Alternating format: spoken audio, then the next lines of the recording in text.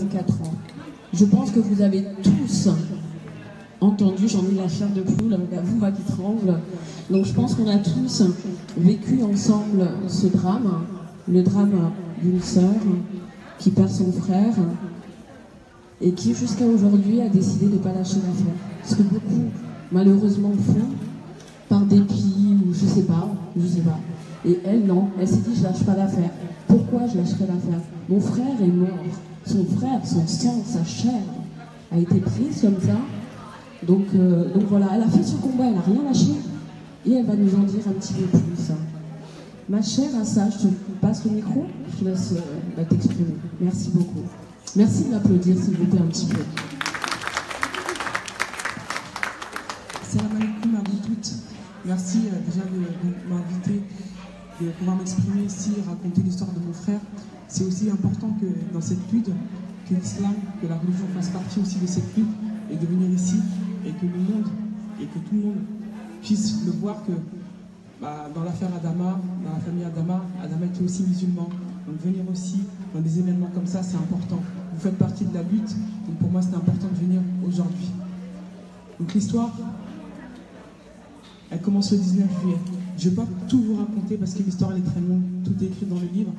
Et je suis attendu, il y a aujourd'hui les Beaumontois ont organisé un tournoi pour Adama, c'est la finale. Donc je dois m'y rendre et c'est moi qui ai le repas dans la voiture. Donc voilà, et je suis très en retard parce que j'ai crevé avant d'arriver à ma voiture. Donc le 19 juillet, notre histoire elle commence. Je vais la raconter dans les petits détails pour ceux qui ne la connaissent pas. J'ai un de mes frères qui s'appelle Bagui. Il faut savoir qu'en 8 mois, dans la famille Traoré, il y a eu un mort, 3 frères en prison et des soutiens en prison.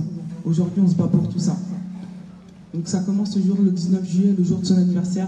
Adama devait fêter ses 24 ans. Adama avait une sœur jumelle.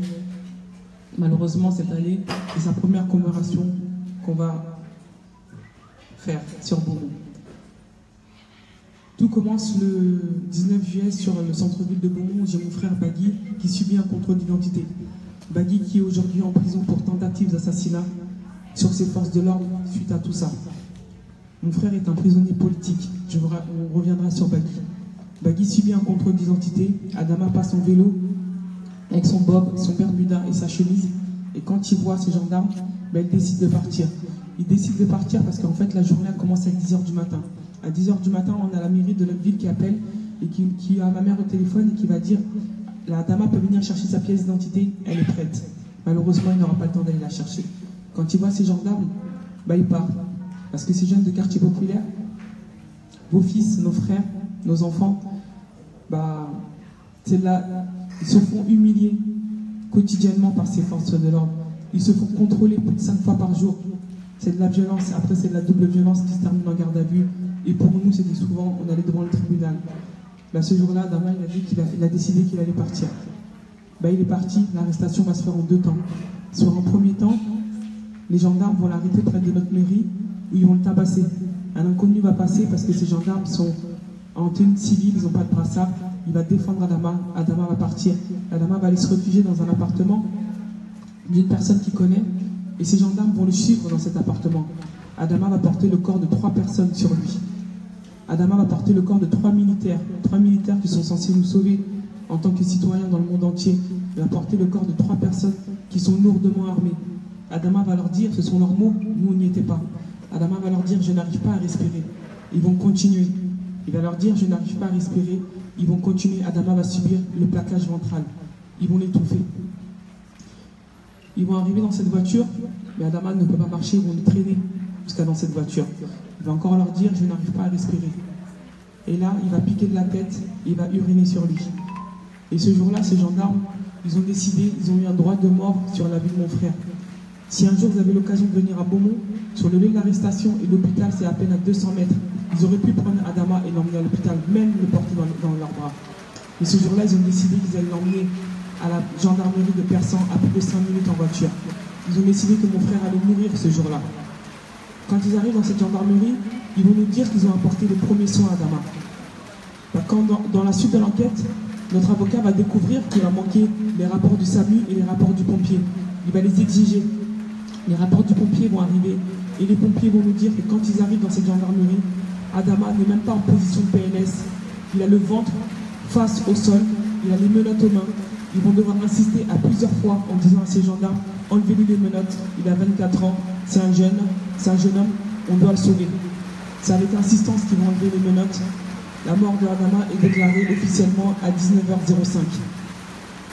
Quelques heures après, quelqu'un appelle mon frère, Samba, et qui dit à mon frère, tu sais, j'ai entendu dire que ton frère a fait une crise, allez le voir à l'hôpital. Mon frère et ma mère, vous allez le voir dans le livre, il y a plusieurs mamans dans notre famille, Tata, qui est la mère de Adama, et Mama, qui est ma mère, mais tout le monde, Adama même appelé sa mère Tata. Ma mère et Samba, ils vont aller à l'hôpital. Ils vont appeler tous les hôpitaux des alentours. Il n'y a pas d'Adama.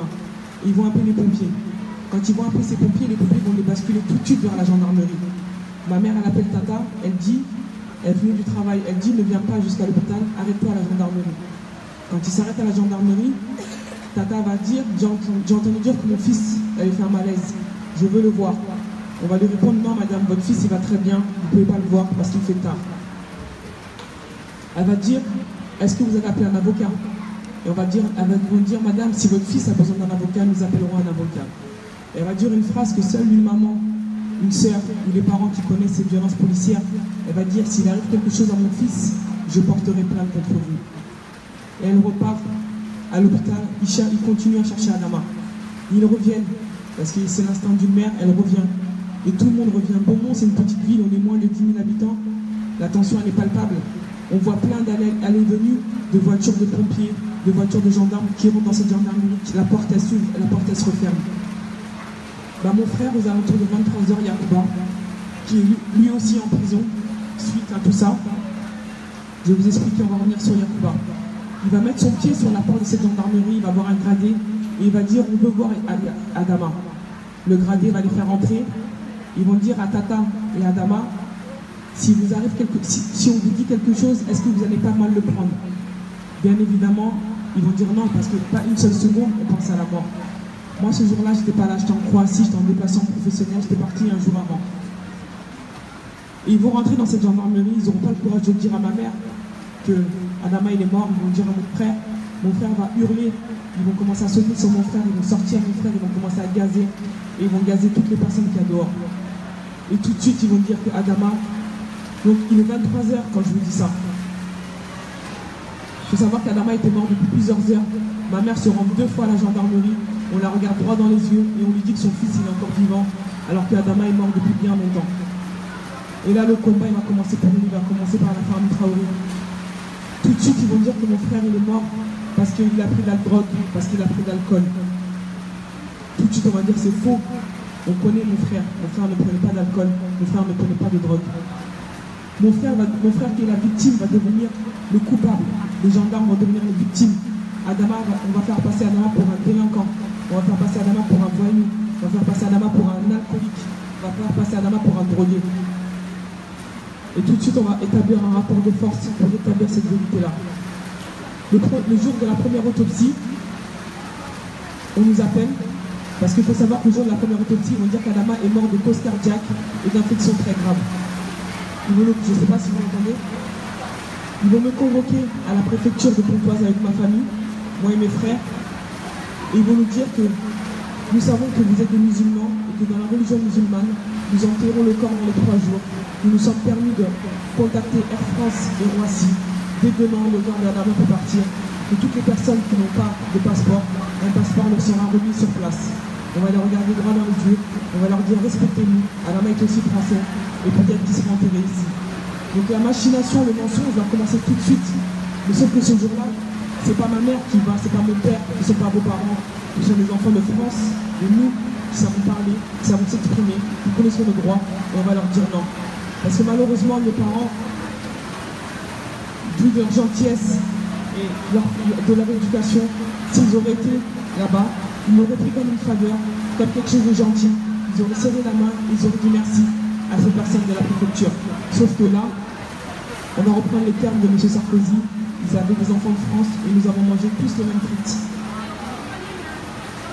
Et tout de suite, nous allons demander cette contre-autopsie. Il faut savoir qu'en France, ils ont conscience que nous ne savons pas utiliser nos droits correctement.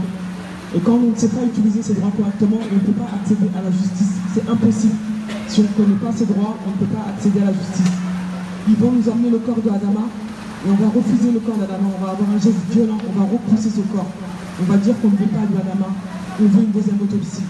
Et au deuxième autopsie, on va dire que Adama n'est pas mort sous l'emprise de la drogue, sous l'emprise de l'alcool, n'est pas mort de cause cardiaque, n'est pas mort d'affection grave, mais il est mort asphyxié.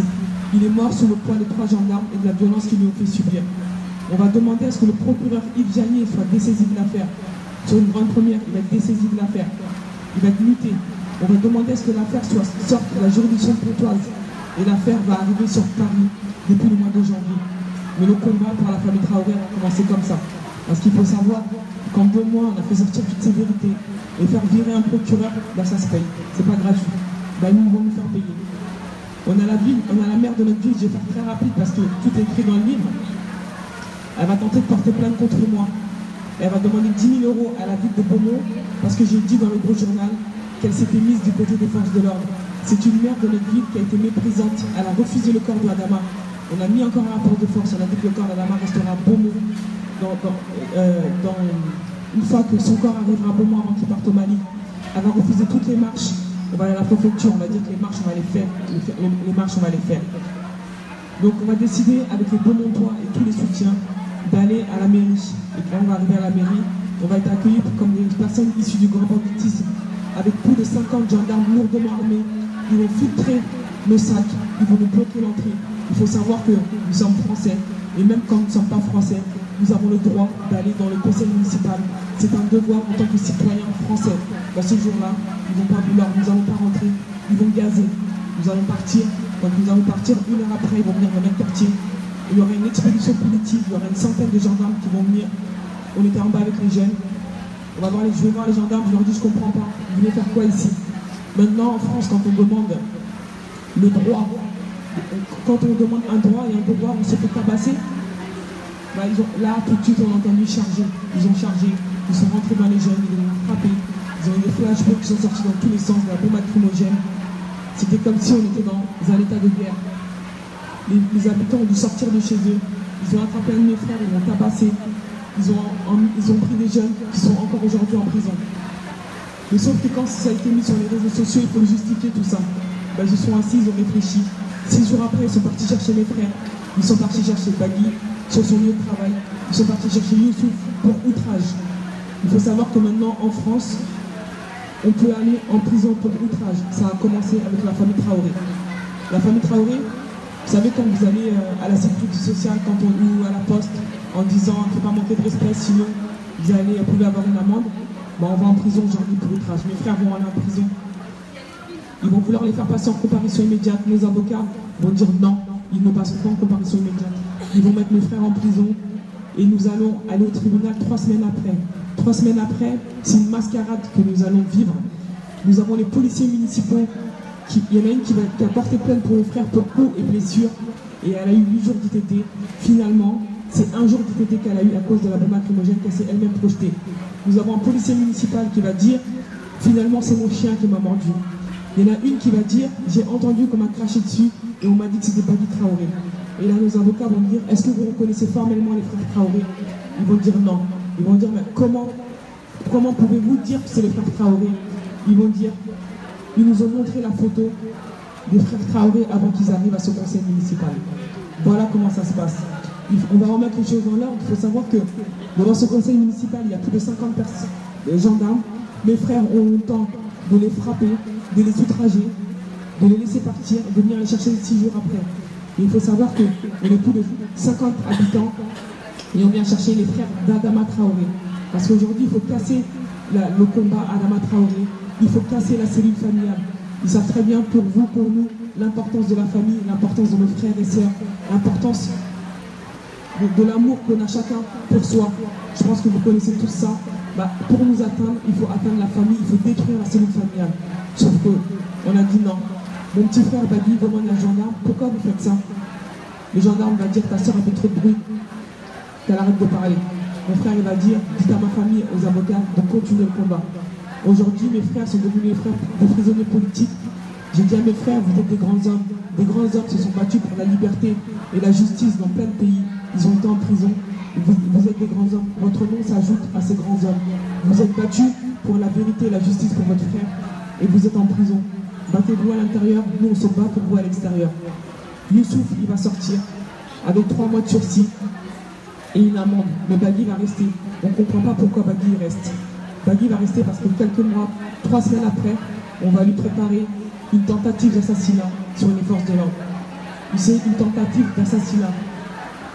Donc Bagui est en prison depuis, on essaie de se battre pour Bagui.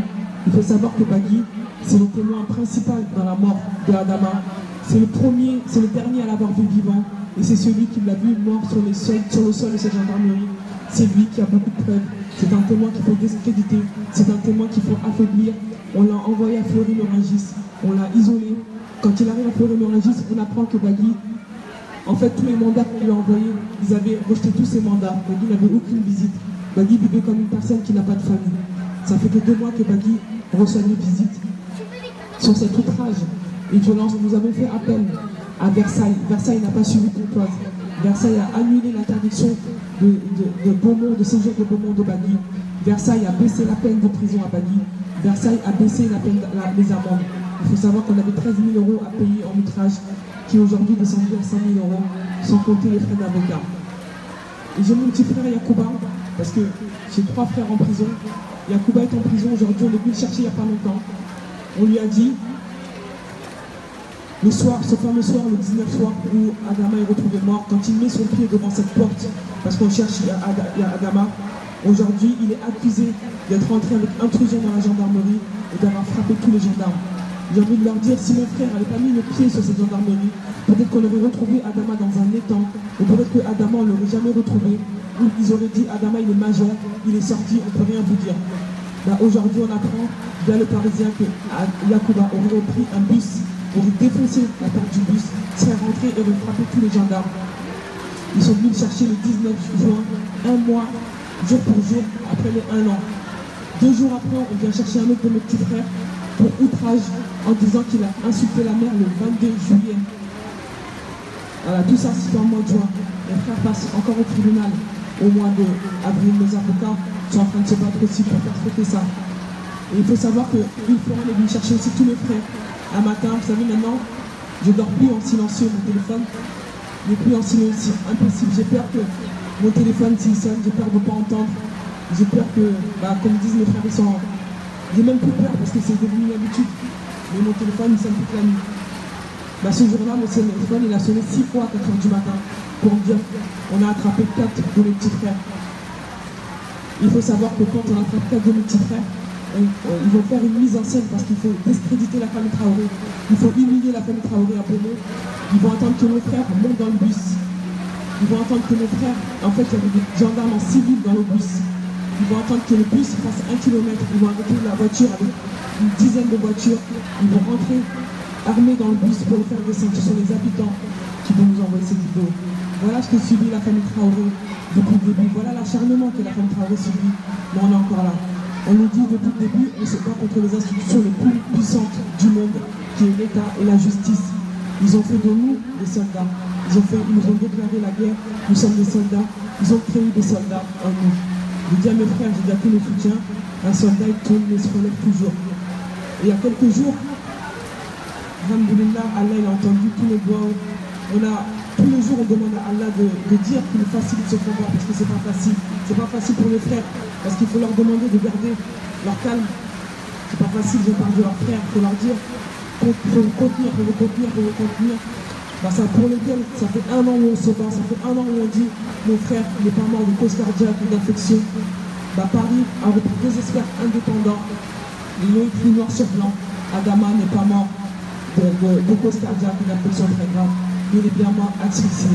Aujourd'hui, le combat, on va aller dans un cran plus haut, on peut avancer maintenant. On va demander la mise en examen de ces gendarmes. On va demander à ce que les gendarmes soient condamnés. Il faut savoir que ça fait 1 an qu'on se bat. La famille Traoré, elle a reçu tous les coups. On a tout vu. Ma mère, elle a développé de l'arthrose. Tout. Aujourd'hui, mes frères qui font un match, Nous avons la maire de notre ville qui veut faire un arrêté municipal. C'est des rapports de force qu'on établit à chaque fois. C'est un combat. Donc quand on vient et que quand on a tous ces soutiens, un combat se mène avec plusieurs soutiens, avec plusieurs soldats. Vous faites partie des soldats de ce combat. J'ai envie de vous dire, si moi, aujourd'hui, nous sommes là en tant que femmes noires, en tant que femmes blanches, que je puisse m'exprimer librement, c'est que ce sont des personnes qui se sont battues pour qu'on puisse avoir cette liberté. Ce sont des personnes qui sont battues pour qu'on puisse s'exprimer, pour qu'on puisse conduire, qu'on puisse prendre le bus comme tout le monde. Nous aussi, on se doit de se battre pour qu'il y ait une justice pour nos frères, pour que nos enfants, vos enfants ne subissent pas ce que nous on subit et ce qu'on subit quotidiennement. Quand on écrit ce livre, Lettre à Adama, on se doit de l'écrire à mon frère parce que mon frère, il avait 24 ans, on lui a enlevé sa vie. On lui a enlevé sa vie comme on l'a laissé pour mort comme un chien sans famille. On dirait même que même un chien a un maître. Et ce jour-là, ils ont laissé Adama jeté sur le sol. Et c'est les pompiers qui sont venus en tout cas lui apporter sa dernière affection que nous n'avons pas pu lui apporter. Quand on écrit cette lettre, il faut savoir que c'est un combat qui est porté par notre famille. C'est un combat local. Dans notre famille, vous allez voir dans le livre, il y a plusieurs mamans, il y a mon papa, on est 17 frères et sœurs, il y a 12 garçons, il y a 5 frères, il y a 5 sœurs. Mon père, quand il est arrivé en France, il a marié 2 femmes blanches avec qui il a eu des enfants. Ensuite, il a marié ma mère et tata. Chez nous, on appelle ça une famille formidable. Quand moi j'étais plus jeune, j'allais en vacances chez Françoise. Les enfants de Françoise, ma mère, c'est leur mère, papa, c'est leur mère. Les enfants d'Elisabeth, elle s'est remariée quand ils viennent en vacances, ils viennent en vacances chez mon père. Quand Françoise et Elisabeth viennent en vacances, elles viennent à Paris. Quand moi j'ai accouché de ma fille qui a 9 ans aujourd'hui, elle a fait 600 km et elle est venue à l'hôpital. Voilà comment est la famille Traoré. La famille Traoré, c'est celle qui fait front, elle fait bloc derrière tout ça. C'est ce qui fait la force. Quand on ne peut pas rentrer dans une famille, c'est ce qui fait la puissance d'une famille. Et le combat Adama, c'est un combat local. Avant d'arriver à Poto-Combo, tout à l'heure j'étais à Creil, avant que ce soit national et international, c'est le local qui a emporté le combat. C'est le local qui s'est organisé. Ce sont les habitants de Beaumont, Persan, Champagne, toutes les villes qui se sont organisés. Et c'est nous qui avons porté le combat pour que ça vienne au national et à l'international. Et dans son livre aussi, ce qu'on veut dénoncer, c'est que ces policiers, ces gendarmes, ils ne viennent pas dans les quartiers pour rien du jour au lendemain. Ils ne se lèvent pas un matin en disant je vais aller dans le quartier et je vais aller humilier un tel, je vais aller frapper un tel, et je vais aller tuer à Adama.